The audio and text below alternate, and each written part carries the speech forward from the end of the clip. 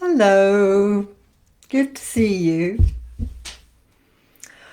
Well, today I want to talk about how I believe that parenting is an opportunity to do deep work.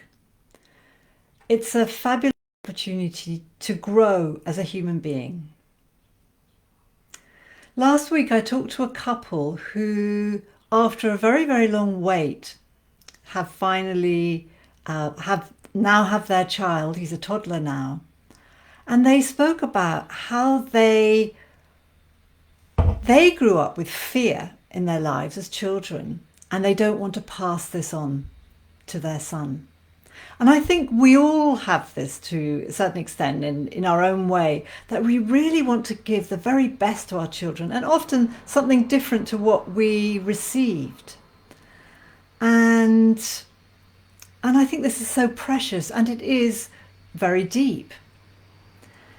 But the thing is, what can happen is that children are, how shall I say it, inconvenient. The way they are simply doesn't kind of marry easily with an adult lifestyle. You know, they're loud, they can be quite anarchic, they can be messy, quite boisterous, and all these things. And we adults need to learn to live, to create a happy community. How do we as adults create a happy community, a happy family with these wonderful anarchic beings?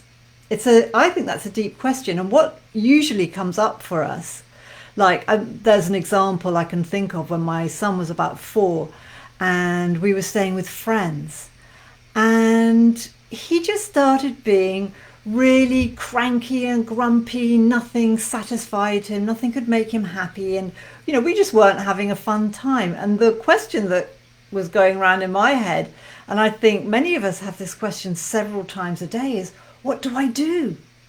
What shall I do about it? What can I do? And the thing is, and I really want you to receive this piece of information, that isn't the right question. It's not the best question. It's not going to find you the best way forward, because fundamentally it's not about doing, it's about being. And what's the difference? So the difference is, doing is about, how do I fix this behavior? And the classic example would be something like a reward chart. It gives us something to do, doesn't it? And you get your reward chart, you put it on the fridge, you tell your child, if you sit on the potty or get this mark in school or do this kind of thing for your sister, you'll get a star or whatever it is. And the attraction is that it's easy, isn't it? And, it's doable, we can do it. And I've nothing against things that are easy, far from it. But the trouble with this approach is that well, first of all, it's a cheap bribe, basically, isn't it? Secondly, it kind of skews your relationship with your child. And I don't know if you found this, but many parents say this to me, that when they've tried this, then the child quite quickly catches on to it and then wants to see, what else they can get, what they can get out of this arrangement. And it ceases to be about your connection with your child, but it becomes about your child trying to get something. They learn fast, right? And thirdly, it doesn't work for long. Usually we have to change it up to keep it interesting for the children.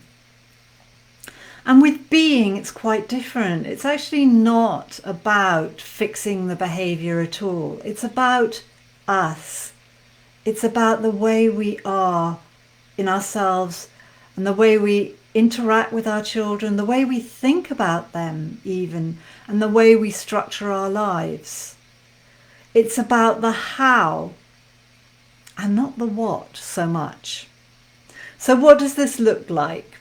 Well, firstly, it looks like, and I think primarily and most importantly, it looks like being available for connecting with our children, being present, being open, being able to see their take on things, being compassionate and patient, and understanding and empathic, being able to empathize genuinely.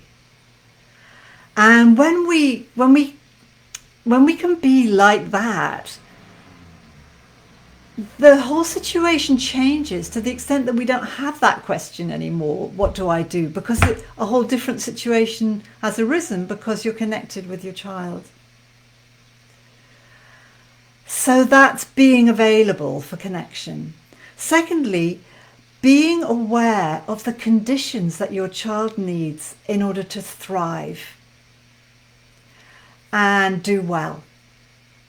And so this might be something like being aware that, your excitable 3-year-old is not going to do well if you take them to the fairground. They're just going to be overstimulated and probably their behavior will deteriorate. Being aware that your child might not be yet ready to sit in a restaurant. Being aware that another event, where if your child tends to hit other children or other children if you go to events, that maybe it's time to take a break and just not go to those type of events. So it's being aware of the conditions your child needs in order to thrive. Then, number 3, being adaptable to some of the inconveniences of having children. Because, as we said before, it is inconvenient and it helps when we're aware of that.